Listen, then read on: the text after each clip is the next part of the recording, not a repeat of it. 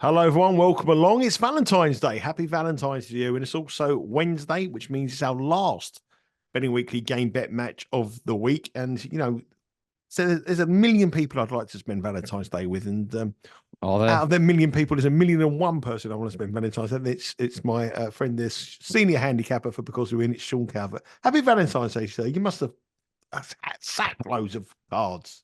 Is Happy Valentine's Day a thing? Is now. Do we do that? I must admit, I don't think I've received or sent a Valentine's card for about, God, a very long time. Probably like 20, 30 years or something. I don't recall that. No, it's not. I don't like days when you feel like you're forced to do stuff. Like New Year's Eve, I absolutely hate because you're only going out because people kind of think you should, and you're doing it because everyone else is doing it, and it's rubbish. It's freezing. It's overpriced, and it's a nightmare. Valentine's Day, same thing. I wouldn't want to do that. You're doing it because everyone else is doing it, and it's kind of a thing. But no, I don't like days when you're kind of forced to have fun. I'm not keen on birthdays either for that exact same reason. Them. You can't get away from them. I know, but everyone's like, "Oh, it's your birthday. You got to go out." No, I'd rather go out like al fresco when I want to go out and the sun's shining and there's a couple of mates around. And then you go out and you have fun. But I don't like that feeling of being forced to have fun at a particular time on a particular day. That's my opinion on the matter. Did you get any Valentine's cards this morning? No, I'm still waiting for that thing you sent me in the post last week. I've got no chance around here with the post. I think that's gone. There was a Valentine's card in there from me, and that's gone. Well, I'm afraid I did say the post is dodgy around here. Funnily enough, I rang up the Royal Mail yesterday, and that wouldn't have gone well. In the old days, well, it wouldn't have gone well because I never got a reply. No. In the old days, you could ring, and it still says on the internet your local sorting office number, but all it does is pull you into like a national call center, and then they say, "Oh, by the way, the current wait time to speak to an operator is 30 minutes." So I thought, I'm not doing this. Important, was it? Well, I've got 30 minutes, and then she's going to say, "Have you got a tracking number?" Well, I've got one. I've got one somewhere. I'll get one for you. Yeah, but it might not be for your one because your one was just standard post. The tracking number was for the ones that I will have a tracking number. If you've got a tracking number, I can do something. We'll talk about it. Do you know how many cars I got this morning? I wonder where you were going with this. I'm going to go with, let's say 23.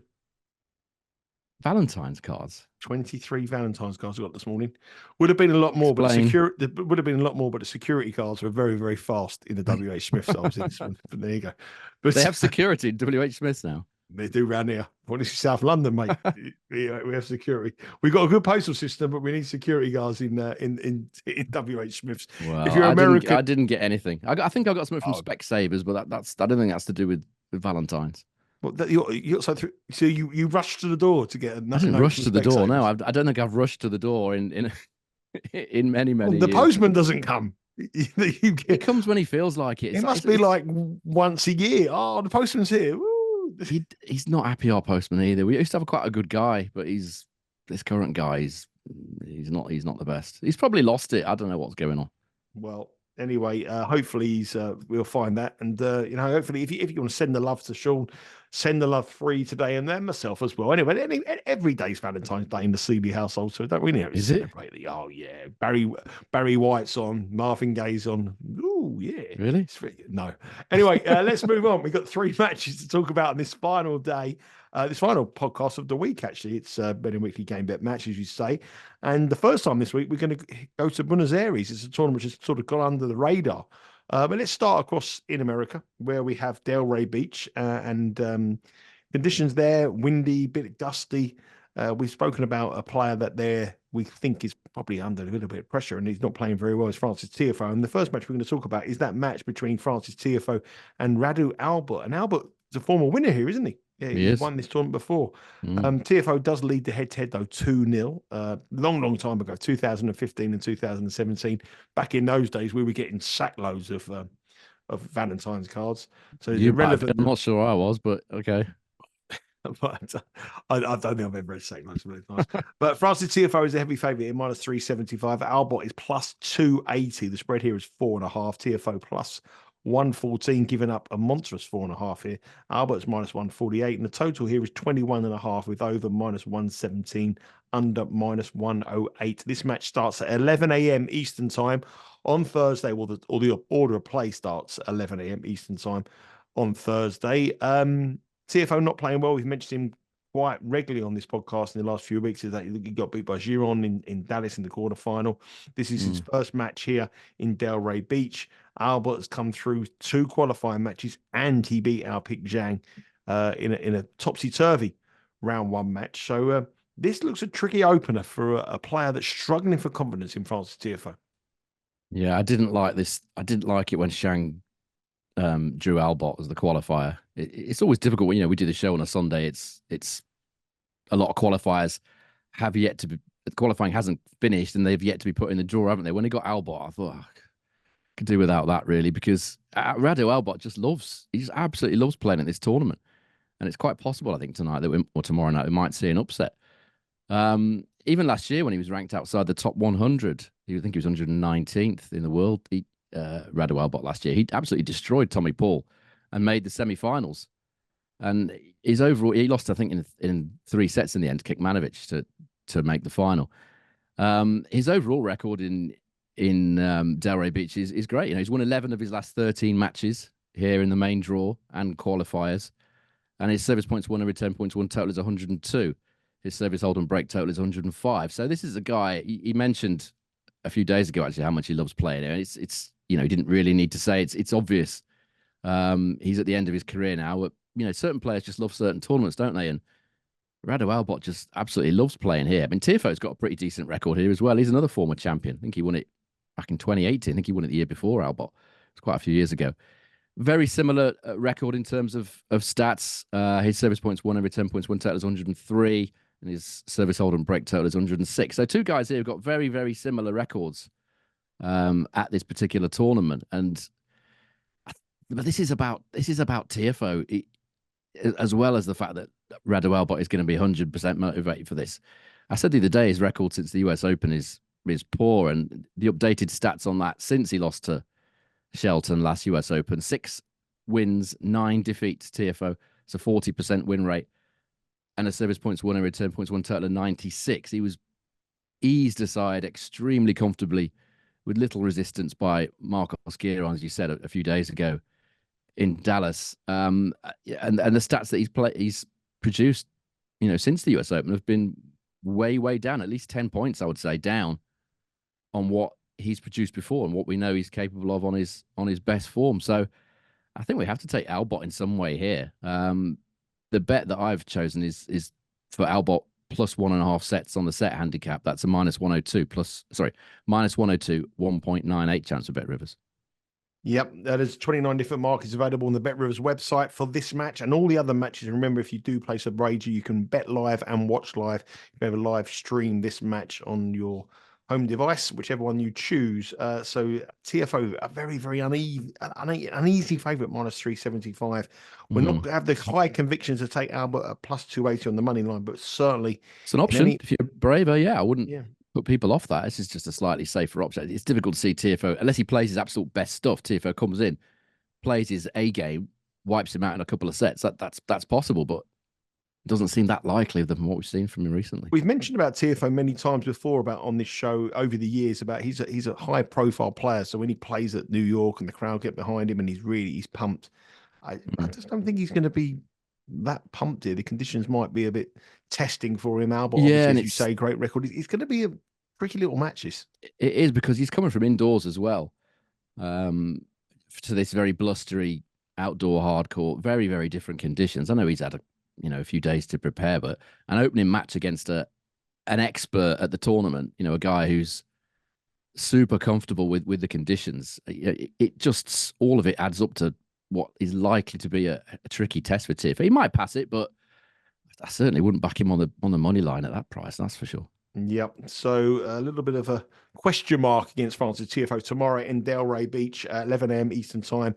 So plenty of time on Thursday to be able to get those wagers on. Remember, we're plus 1.62 units so far this season, and we just had Ruzavori win for us as well, so that might increase as well. So there's all picks are well coming up. It's just still going through a month of February, as Sean has alluded to on this show so many times. February is a tricky little month. It's a tough month, so just keep your powder dry. There's lots of big tennis to come over the next few months as well, and February is a tricky little time. So just happy with playing at Albert there. We're going from plus 1.5 sets. Is that an official pick, Sean? Yeah, that's the official pick for today. Yeah. That's the only one. Unless I convince myself when I'm talking about the next ones. Well, Yeah, I'd say so. well, let's see if I can convince you. I don't think I can on my form at the moment, but You might. anyway, You never know. I can stop traffic at the moment. Let's move on to a tournament we haven't even spoken about this week. We haven't even mentioned it. 3 tournaments this week. The timing hasn't really worked, and the matches we wanted to speak about weren't really sort of ideal for the shows that we've been recording. But over in Buenos Aires on the clay, and we have Carlos Alcaraz, who's making his reappearance, very similar to Yannick Sinner after the Australian Open. He's chosen to come to Buenos Aires, and he's the defending champion. He's the number 1 seed, obviously. He's the great young hope there, but he's the number 1 seed here, and he's also the defending champion. And he's a very heavy favourite up against a player that I don't really know much about, actually. We're listening to what Sean's going to tell about him. Carlos Alcaraz is minus 1,115, so 1,115 against Camilo Ugo Carabelli. The spread here is 5.5. Minus 5.5 at Alcaraz is minus 125. Ugo Carabelli is minus 103. And the total here is 19.5. Now, when you sent this across to me, I obviously looked at the form of Carabelli. I didn't know much about him, and he's in good form here. I mean, he's in great form. He's won a challenger coming into this tournament here. He's on a 8-match unbeaten run, and in qualification, he beat some really good players. Munar, Delien, Varilas. I mean, that's very, very good on his CV. 24 years of age. Not really know much about him, but biggest game of his career here. Yeah, he's a pretty typical Argentine clay court. They just keep producing these guys, don't they? Last week we had, I said, didn't I, Cordoba last week, the qualifiers have a good record. It was qualifier versus qualifier in the final, wasn't it? And, Argentinian qualifier against an Argentinian qualifier. It happens all, they just keep producing these really good clay court players. I've seen Ugo Carabelli numerous times. There's nothing that will get you off your seat about him, really. He hasn't got like massive weapons or anything, but he's very solid. There's a few reasons to like him here. One factor is that he's coming directly from his house. He only lives 3 blocks away from here. He cycles to the stadium from his apartment, apparently. So he's as comfortable as it's possible to be in the conditions, and he's going to know the conditions as well, if not better than any player in this field. He's probably played it hundreds of times. As you said, he's on a win of 8 wins in a row from winning that challenger last week through the qualies. As you said, beat some great players in qualies, and now the main draw. This is a great opportunity for him, isn't it? People, perhaps like yourself that haven't seen him, perhaps seen him for the first time today. It's a great chance for him to make a big impression on his very much home soil. So it's a great chance for him to show what he's got. In his last 10 matches on clay, I know a lot of them were played in challenges, but his service points won and return points won total is 109 in those matches. I know it's a slightly lower standard than he's going to be facing, in the main level, but still very, very good statistics. And perhaps more importantly, his confidence it's got to be sky high at the moment. It's got to be absolutely sky high. The other thing that kind of leads me towards some sort of lean towards Carabelli in a sense is that in each of the last 3 years, Carlos Alcaraz's opening match of the year on clay has gone to 3 sets each time. He's won all 3 of them, but he's dropped a set. I think last year it was Jere that took a set off him. So he's found it difficult to come in, and you would. It's his first match on clay. Last time he played, I think, was the Australian Open, wasn't it? He certainly hasn't played an official match since then. He's got to come into very, very different conditions. Yeah, I'm sure he's prepared great, but it's not that easy just to come onto the match court and knock a guy over who's on such a hot run and who is much, much more familiar with the conditions. So you wouldn't give Carabelli much of a chance if this was in the middle of the clay swing in Europe. That's not a good situation. But this looks like a good chance again before Alcaraz gets too settled. So if you're looking at betting in this match, I think over 19.5 games, that's a 1.97 chance of Bet Rivers. Bet Rivers 18.5 games, Sean. Here, I think. It was 19.5 earlier. Let me just double check. No, I might have got that wrong. It's I've got it wrong, obviously. So I've written down 18. It's 19.5. It's minus 104, the over. Okay, yeah. So over 19.5 games, that's a possibility. If you want to go for a real big price, the 2-1 to Alcaraz, which would have cashed in each of the 3 previous opening clay matches of the year, for him. That's a 4.5 plus 350 chance of Bet Rivers. So whatever you're doing here, I think siding in some way with Carabelli to extend this match is the way to go. I think that's a great bet, 19.5 over -104. The reasons you said there, he lives close, 2 blocks away, cycles there, knows the court, knows conditions in the form of his life, got a cold champion and he's going to take time to adjust. Have we convinced you it's an official play? Nerves is a slight worry for me. Yeah, but you keep it 4-4 in the first set, lose 6-4, and we cash. Yeah, it's at the big points, isn't it? Where the nerves. Nerves is a bit of a concern. He could come out really, really tight, and then if he loses, he goes a double breakdown or something. It's curtains, isn't it? That's the problem. But the thing is, if you are betting in that match, if you're watching that match, and I think that's the way to go. So my endorsement hasn't made an official pick. No, I'm a bit. Thanks very much. Worried about nerves. Thanks very much, mate. It's no one can change my mind. It's very difficult for getting people. You ask Natasha. Oh, I'm not even going to get involved in the Calvert domestic. I'm not going to start there. It's nothing to do with me. Yes. Anyway, 19.5 -104 is a lean here. Alcaraz up against the local boy. He plays his court pretty much more than anyone else in the draw, and Alcaraz is cold, so that will be our lean. 19.5 over, or any sort of market. Get with Carabelli. Maybe the 2-1 to Alcaraz, as Sean said, but a much bigger price. The final match, only 3 matches we're talking about today because of the draws and the way that the things are situated at the moment. There's matches going on as we speak. And it's in Rotterdam. It's the tournament we've really sort of highlighted most about over the last few weeks. I like the last few days, sorry. It's an interesting one, this one. I quite like this one. It's our favourite friend, the most profitable person on the show, Hubert Hurkacz, up against our 50-1 pick to win the tournament. So our sort of we're our good mate Hurkacz. We're obviously going to desert him in some capacity. He wants Griekspoor to win it. Hurkacz is -230. Griekspoor is +180. 2.5 spread is the line that Bet Rivers set on this match. Hurkacz is +117, giving up those 2.5 games. And Griekspoor receiving the 2.5 games is -109. Now, the total here is 23.5, with -108 on over and -118 on under. But do not let that line put you off here, because when you look at these two, when you look at the data, when these two have played, they played 3 times in 2023. All of them are cashed over. There's been a French Open epic. They played an absolute epic 5-setter. There's been 4 tie breaks in the 3 matches that they've played. Now, I never do know your pick. I never know where you're coming from, so I sometimes second guess here. But I reckon it's got something to do with tie breaks. It's got to do something to do with games. It's got to be something like that, surely. Something like that, yeah. So what we got then? What we got for him? You've got to go overs again, haven't you? I'll explain why I'm going for over sets in a minute rather than over games. But yeah, I mean, Hurkacz, he just keeps winning these final set tiebreaks, doesn't he? He's won 11 of his last 15 final set tiebreaks, Hurkacz. I don't know whether you saw the match against Hur-ca, but he should have won it in straight sets. Hurkacz failed with a number of match points in the second set tiebreak, ended up losing that tiebreak. Then Hur-ca had numerous match points in the final set tiebreak, including one on his own serve when he double faulted. So he certainly had some luck, Hurkacz. We had a little bit of luck with him, didn't we, in Shanghai when he won a final set tiebreak again from match point down against Rublev. So he just keeps doing it. It's unbelievable, his record in final set tiebreaks. But he's yet to win back-to-back matches in Rotterdam. Never won twice in this tournament, has Hurkacz. And you can sort of see why. He only wins 31% of return points at this tournament. So again, he's relying once again very heavily on tiebreaks. So does Griekspoor. Griekspoor's only won 31% of return points at this tournament.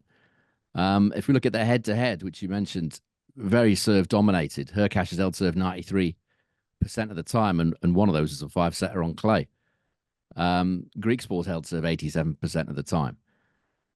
Griekspoor's only won 30% of return points. Hurkacz has done a bit better, 34.5% of return points. So Hurkacz slight edge in the matchup, but two guys that have really struggled to break each other's serve. The interesting stat for me here, when Hurkacz has played top 30 ranked opposition in best of 3 set matches in the last 12 months, 64% of them have gone to a deciding set. Now, 64%, if we convert that to odds is roughly 1.56 minus 178. And here we're getting with Bet Rivers plus 130, 2.3 about this one going to a third set. So having looked at the lines, and they're very short, aren't they, for like over 10.5? I think over 10.5 is only just over evens, isn't it? About 5-4 or 6-5 or something like that. So they're virtually telling you that this is going to be a long match. So for me, the over 2.5 sets here is the value play if you're going to get involved. It's very difficult to see either of these winning this match quickly. Yeah, total sets is plus 130 over 2.5. And when you look at it compared to the other markets, as Sean has said there, that is obviously the angle of attack here. I mean, I wouldn't put anyone off going over 23.5. I wouldn't actually. Yeah, you could go over 30.5. You could go for the real big one, because I wouldn't be surprised if this went to a final set tiebreak. In which case, that would be very much on the cards. Yeah, tiebreak in the match is minus 139, which is probably a little bit too short for us to get involved here. But when you consider minus 139 for a tiebreak, and you consider plus 130 for over 2.5 sets there, that really does sort of highlight where the value might be there. So yeah, Hurkacz, Griekspoor, he's our pick at 50-1. If you didn't know that already, we're on Hurkacz to win this tournament. Griekspoor at 50-1 to win this tournament. We all know that Hurkacz is our go-to man, but on this occasion we're siding with the local player Griekspoor, and Hurkacz. We just want him to just do what he does and have a little bit of a go to a final set tiebreak. Go to a final set tiebreak, and then we cash. And then he's still our best friend, isn't he? That's how it works. We want Griekspoor to win. Yeah, I'd rather it was 3 very, very short sets and Griekspoor won something like 6-1 in the third. That would be great. But yeah, it's with those two, it's difficult. I mean, Griekspoor's obviously not going to go away easily. Hurkacz very rarely does, so it's hard to see anything other than a long match there. That is it for today, and that's it for the week. We're back next week. Where do we go? We go to Qatar, don't we, next week? We've got Rio, I think, haven't we? Let's have a look. Next week looks like that was the places we want to go to. Rio, Qatar, Doha, Mexico. and Los Cabos. Have you been to Mexico? I'd love to go to Los Cabos, actually, but I can't really justify it. Natasha would go mental if I went out to Los Cabos, because Acapulco's the next week, I think, as well, isn't it? Because they changed. You'll be going loco out there. I'd be doing Los Cabos, Acapulco, and Indian Wells. I'd be away for like about 3 weeks. I don't think that's going to go down too well, to be honest. Well, you have to sort of take them with you, Sean. Well, I can't take Lagan out of school for 3 weeks. Or what are you doing? We're just taking him to the tennis. Put him in that after school club for 3 weeks. I'll be getting letters from Southend Borough Council every 5 seconds. That's I can't do that. Well, anyway, what a great week that week. It's obviously 3 big tournaments of 250 in Doha. We've got a 250 in Mexico, and we have a 500 in Rio. Brilliant tennis to look forward to. And then we get the Dubai, and then we have lots of other stuff going on as well over the Acapulco. And it's Indian Wells. And Indian Wells. So it's really livening up. And make sure you subscribe to the Betting Weekly Studios YouTube channel. Huge amount of content on there. Obviously, not only tennis, but obviously we've got the soccer as well. Champions League action tonight and yesterday. Getting into the nitty gritty of that tournament, as well as the Europa League, some shows there live. Download the Betting Weekly Game Bet Match podcast from your preferred podcast provider. And also, obviously, follow us, please, on our Instagram and our Twitter account at Because We Win. Lots of exclusive stuff coming on the Instagram account. Myself and Sean will be traveling again. I think from next week, Sean, there's going to be a lot of traveling coming in. A lot of tournament stuff. Yeah, you're away first, aren't you, in Dubai? I'm in Dubai next week, or the week after next, from Monday morning, and I'll be at the tennis on Wednesday and Thursday.